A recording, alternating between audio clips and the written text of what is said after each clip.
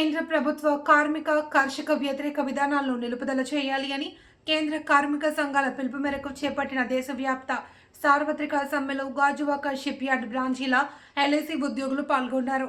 Insurance corporation employees union ఆధ్వర్యంలో Gajuwaka Mangalagiri complex వద్ద ప్లకార్డులు ప్రదర్శించి నినాదాలు చేశారు. యూనియన్ ఉపాధ్యక్షులు సిహెచ్ నాగరాజు మాట్లాడుతూ లేబర్ కోడ్ రద్దు చేయాలి అని, బీమా రంగంలో 100% ఎఫ్టీఐని వెనక్కి తీసుకోవాలి అని డిమాండ్ చేశారు.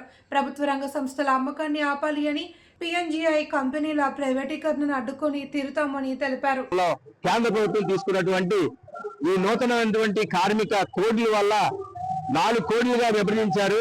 ఈ 4 కోడ్ల వల్ల కూడా భారతదేశంలో ఉన్నటువంటి కార్మిక వర్గానికి చాలా భయంకరమైన విధానాలు, నిరగ్రహ విధానాలు అనేవి వాటన్నిటి మీద మరి సమయత్తమైన జాయింట్ నేషనల్ వైడ్ స్ట్రైక్ గా మేము ఆ కార్మిక కోడ్లు కొత్తగా ఏవైతే వచ్చాయో ఆ కార్మిక కోడ్లు వద్దని మేము డిమాండ్ చేస్తున్నాం.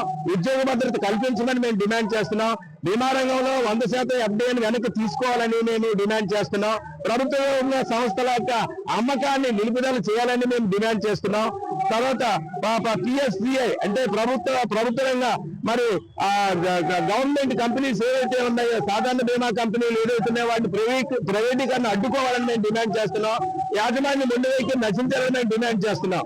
అందులో ముఖ్యంగా మాట ఏంటంటే అందరికీ క్లాస్ 3 పేరుస్తే వెంటనే ఎల్ఐసీలో ఖాళీలైనటువంటి ఏవైతే ఖాళీలు ఉన్నాయో ఆ ఖాళీలు అన్నీ భర్తీ చేయాలని మేము కోరుతున్నాం. అంతేలో 95లో ఇచ్చినటువంటి పెన్షన్ సదుపాయం ఏదైతే ఉందో ఆ పథకాన్ని మరలా అమలు చేయమని కూడా మేము డిమాండ్ చేస్తున్నాం.